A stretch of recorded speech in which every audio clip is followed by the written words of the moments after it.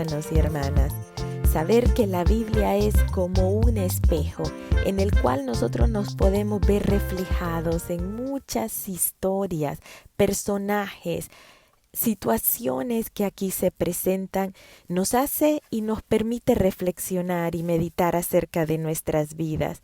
Y creo que uno de los capítulos que viene a ser como una radiografía de nuestro corazón es precisamente este que vamos a estudiar el día de hoy. Es Primera de Samuel, capítulo 15. Saúl, ese primer rey de Israel, ha venido dándonos ciertos indicios que su corazón no estaba totalmente inclinado o adherido a la voluntad de Dios. Vimos cómo él se tomó atribuciones que no le correspondían, sino que le correspondían al profeta Samuel, levantando y ofreciendo un holocausto al Señor. Hemos visto cómo él se atribuyó el haber obtenido una victoria cuando fue su hijo, el que lo promovió, es su hijo Jonatán. Vemos a Saúl siendo un tanto inestable emocionalmente, pero es este capítulo, Primera de Samuel 15, el que viene a develar totalmente esas intenciones y motivaciones en el corazón de Saúl. Sucede que a través de Samuel, Dios le da indicaciones precisas al rey Saúl y le dice: Jehová me envió para que te ungiese por rey. Ahora pues, está atento a las palabras de Jehová. Está atento. Era una indicación, era un mandamiento, era una obligación. Le estaba advirtiendo que no dejara de estar atento a las palabras de Jehová. Debería de seguirlas. Y dice Dios que llegó el momento de castigar a los amalecitas. Los amalecitas era el pueblo que se había opuesto al caminar, al paso de Israel a través del desierto cuando subía de Egipto. Ellos no le permitieron pasar, así que se dio lugar una batalla, un enfrentamiento, y eso sucede en Éxodo 17, del versículo 8 al 14. Aquí vemos cómo fue Josué el encargado de ir al frente de esta batalla, y recordemos que mientras Josué estaba guerreando, Moisés, Hur y Aarón subieron al monte, y desde allí Moisés elevaba la vara hacia el cielo, y cuando estos brazos, elevando esa vara que era símbolo de autoridad de parte de Dios, se cansaba ese brazo, entonces Aarón y Hur le levantaban sus brazos. Por supuesto, el Señor fue el que dio la victoria al pueblo de Israel. Ellos venían de ser esclavos, no venían de ser un pueblo guerrero como los amalecitas. Así que era evidente que Dios había derramado su gloria y se había manifestado en esa batalla. Pues desde ese momento, podemos ir a la palabra, a Éxodo 17, desde ese momento Dios dio una advertencia al pueblo amalecita, y Dios habló acerca de acabar con ellos, de que ellos iban a obtener un castigo por lo que habían hecho. Dice Éxodo 17:14, y Jehová dijo a Moisés: escribe esto para memoria en un libro, y di a Josué que raeré del todo la memoria de Amalec debajo del cielo. Las promesas de Dios nunca quedan sin efecto. Han pasado casi 400 años y el Señor está ejecutando esta promesa, esta advertencia al pueblo amalecita. Tuvieron 400 años para arrepentirse, 400 años de ver la gloria de Dios manifestándose, pero no lo hicieron. Siempre vinieron a ser un pueblo que estaba en contienda constantemente contra los israelitas. Así que su maldad había llegado al colmo. La idolatría, sus métodos crueles de subyugar a los demás. Y Dios estaba escogiendo a Saúl, le estaba haciendo partícipe de venir y de ejecutar esto que él ya había emitido muchos años antes, este juicio. Así que Saúl tenía la oportunidad de obedecer y de mostrar su honra a Dios. Así que Saúl fue, hirió al pueblo amalecita. Dios fue claro y le dijo: destruye todo lo que tiene, no te apiades de él. Mata a hombres, mujeres, niños, aun los de pecho, vacas, ovejas, camellos y asnos. Saúl convocó al pueblo y reunió a un ejército de 200,000 personas a pie y más 10,000 hombres de Judá, así que eran 210,000 personas o soldados en este ejército de Saúl. Ellos fueron con esa gracia de Dios, con ese favor de Dios, a destruir a este pueblo, no sin antes darle oportunidad al pueblo de los eneos de salir de en medio del punto de batalla, de la línea de fuego, ya que ellos habían mostrado misericordia ante los israelitas, así que Dios les estaba dando la oportunidad. Saben, Dios no es injusto y uno podría pensar, pero ¿cómo un Dios de amor va a provocar la muerte de niños, de mujeres? Sin embargo, Dios les había dado el chance. Ellos habían podido ver, habían podido escuchar una y otra vez acerca de la gloria de Dios, acerca del Dios de Israel, y tuvieron chance de arrepentirse, tuvieron chance de haber inclinado su corazón a Dios, y seguro que Dios los hubiese perdonado. Sin embargo, su maldad iba incrementando cada vez más. Así que Saúl derrotó a los amalecitas. Hubo una gran victoria. Saúl se sentía, pues me imagino que muy orgulloso de esta gran victoria ante este pueblo. Y resulta que Saúl perdonó la vida del rey de Agag, y no solo la vida del rey, sino que se trajo las ovejas, el ganado mayor, los animales más gorditos, los mejores carneros, todo lo bueno. No quisieron destruir así como Dios les había mandado. Y Saúl no sentía remordimiento por ello.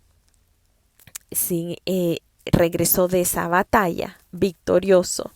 Y quizás podemos imaginarnos que esa noche Saúl se durmió con su pecho henchido de orgullo por tan buena y victoriosa batalla.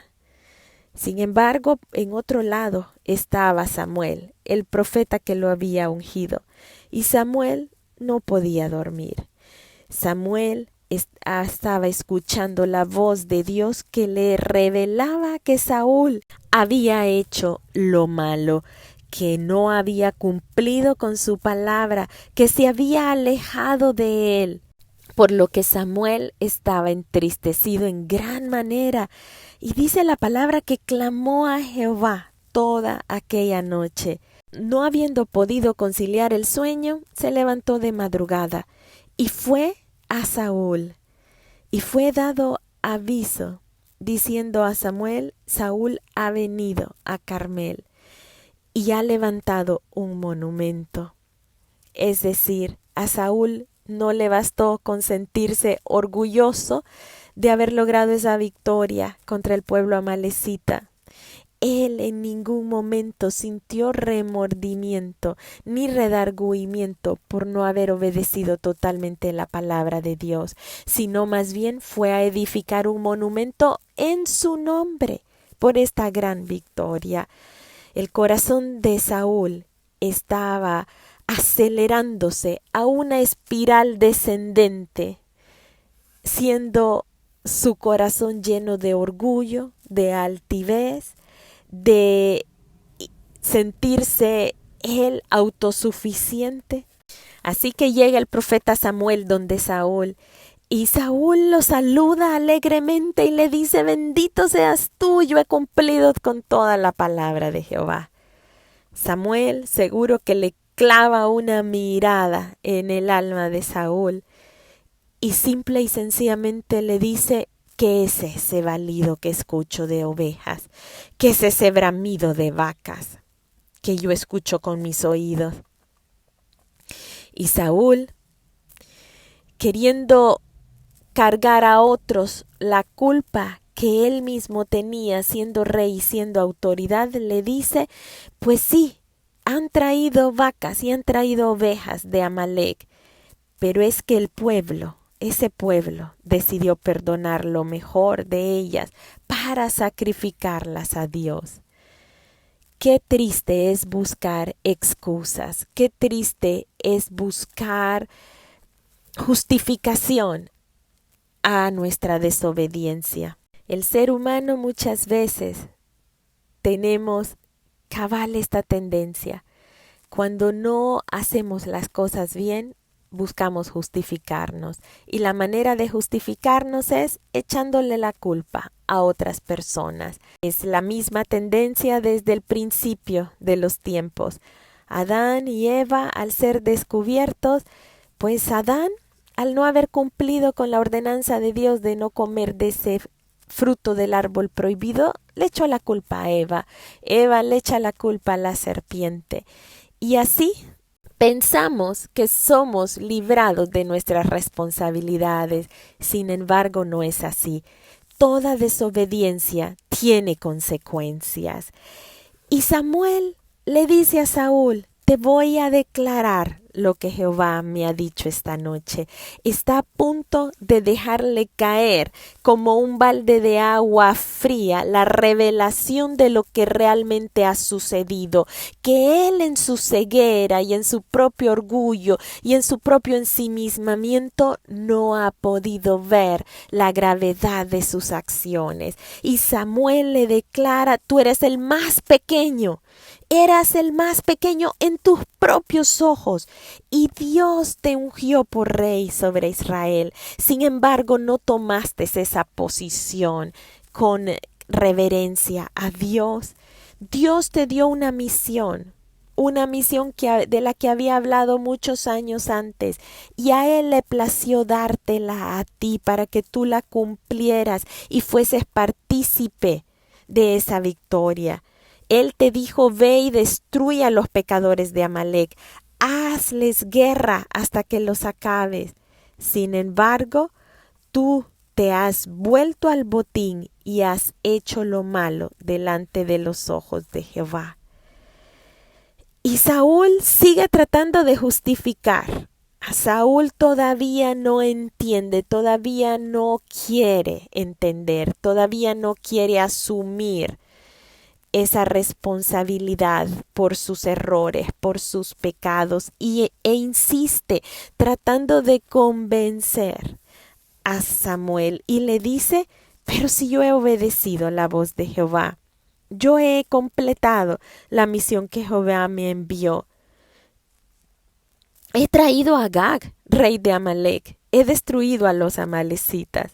Así que aquí es aún más obvio. Es aún más obvio que ha desobedecido totalmente. No acabó con el rey, el principal, el cabecilla. Y esto va a traer consecuencias muchos años más adelante. El haber dejado con vida a Agag. Vamos a ver que en los tiempos de Esther, un descendiente de Agag se levanta en contra del pueblo de Israel con una sentencia de muerte. Este tiempo que Saúl dejó con vida a Agag tiene sus consecuencias a lo largo de la historia. Así que Samuel le hace saber a Saúl que Jehová no se complace en los sacrificios, se complace en la obediencia a su palabra. El obedecer es mejor que los sacrificios y el prestar atención más que la grosura de esos carneros que ellos han traído. y le hace saber que como pecado de adivinación es esa rebelión que hay en el corazón de Saúl y que la obstinación es semejante a la idolatría. Así que le está dando una sentencia ante su desobediencia. Él está hablando claramente que él, Saúl mismo, es como si hubiese estado involucrado en adivinación y en idolatría. Así que las consecuencias son que él va a ser desechado como rey. Y Samuel le hace saber que Dios ha escogido a otro, a un prójimo mejor que él, a un prójimo con un corazón conforme a su corazón. Lastimosamente, Saúl tuvo todas las oportunidades de haber culminado con éxito su reinado, de haber sido un rey que mostrase la gloria de Dios.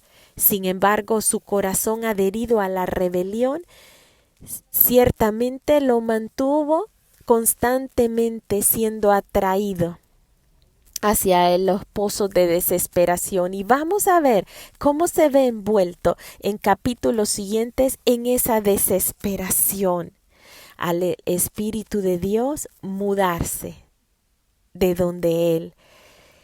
Es muy triste, pero muchas veces nosotros nos vemos reflejados en esta palabra. La obediencia a medias es desobediencia. Por mucha justificación que querramos tener, por muchas culpas que echemos a los demás, todos, absolutamente todos tenemos la responsabilidad de oír atentamente la palabra de Dios y de cumplirla. Una y otra vez podemos ver hacia atrás, podemos encontrar razones por las cuales nos comportamos de una u otra manera. Podemos culpar a nuestros padres, podemos culpar a las situaciones en que nacimos, podemos culpar nuestro país, podemos culpar a la corrupción, podemos culpar a las presiones.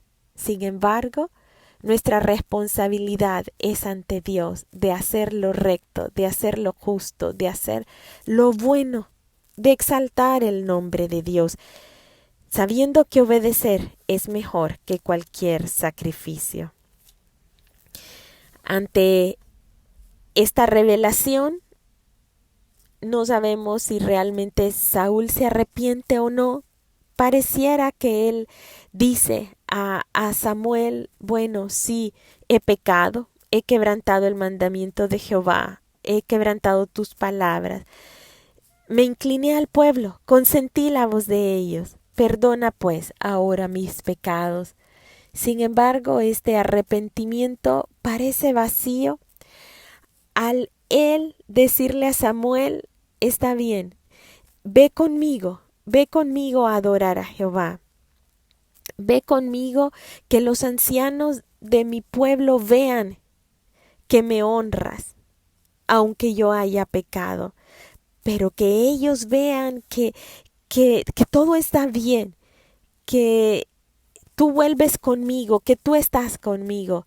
Samuel al principio no quiso acceder, pero luego al parecer sintió compasión de Saúl, de todo lo que estaba cayendo sobre sus hombros. Él mismo estaba cayendo de esa posición de autoridad y le esperaban consecuencias durísimas. Aparte de ser quitado el reino, consecuencias a él y a toda su descendencia.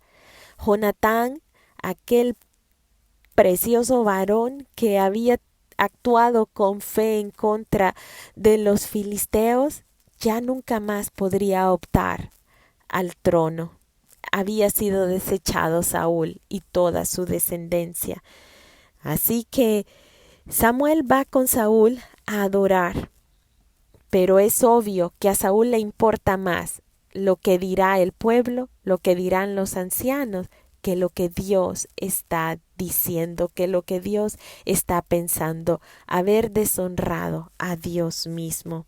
Samuel totalmente decepcionado del actuar de Saúl. Esta sería la última vez que estaría con él.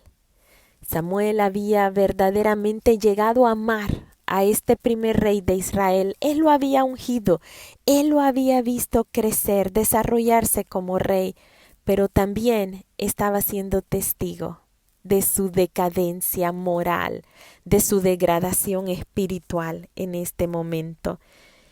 Y Samuel solo tenía algo más por hacer: acabar con la palabra de Jehová dada a Saúl de exterminar con la vida de cada uno de los amalecitas.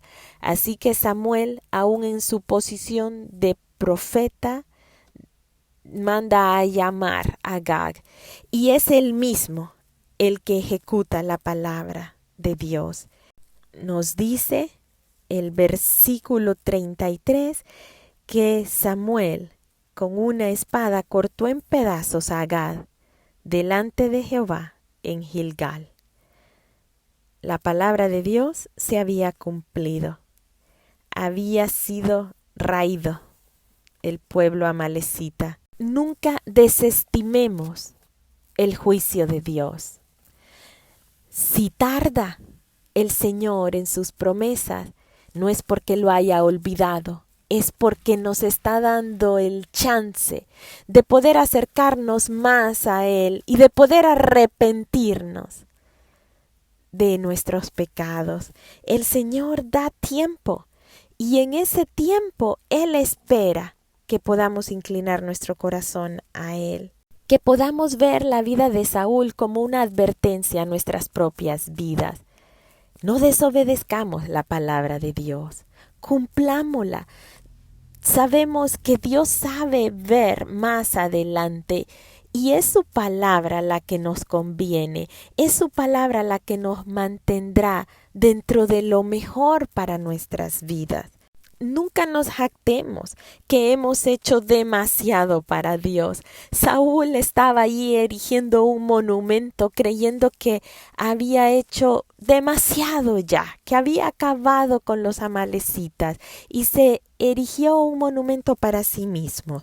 ¿Saben? Lucas 17:10 nos dice que somos siervos inútiles cuando sabemos hacer solo lo que debemos hacer. Aún por mucho que hagamos, nuestras obras son trapos de inmundicia. Jamás nos jactemos de todo lo que hacemos para el Señor.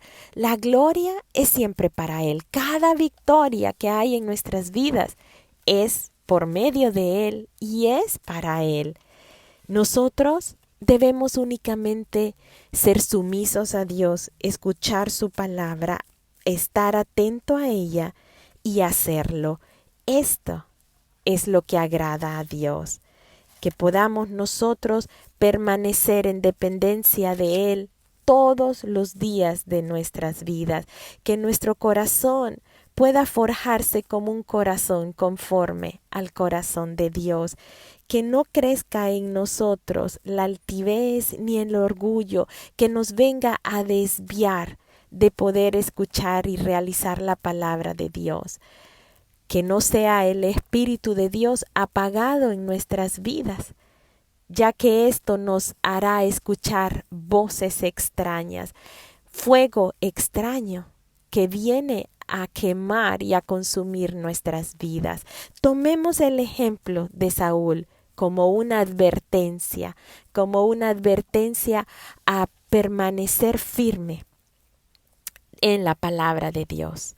Que Dios les bendiga, mis amados hermanos, que podamos meditar en esta palabra y estar siempre agradecidos, porque la palabra de Dios es vida a nuestras vidas. Les amo mucho.